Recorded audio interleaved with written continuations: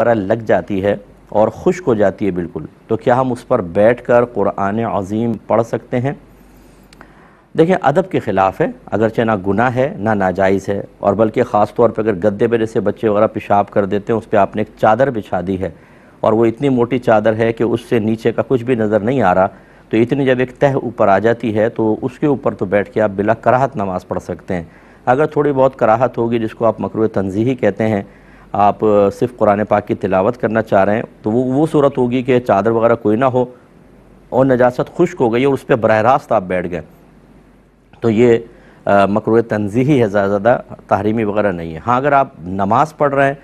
جیسے بہت سارے بزرگ ہوتے ہیں بیٹھ کے نماز پڑھتے ہیں، اور حالت یہ ہے کہ گدے کے اوپر ڈائریکٹ، یعنی ناپاکی پر ڈائریکٹ بیٹھ کے پڑھ رہے ہیں، تو پھر اگر وہ زیادہ نجاست ہے تو لازم بات ہے کہ نماز نہیں ہوگی، یعنی اگر 1 درہم سے زیادہ ہے۔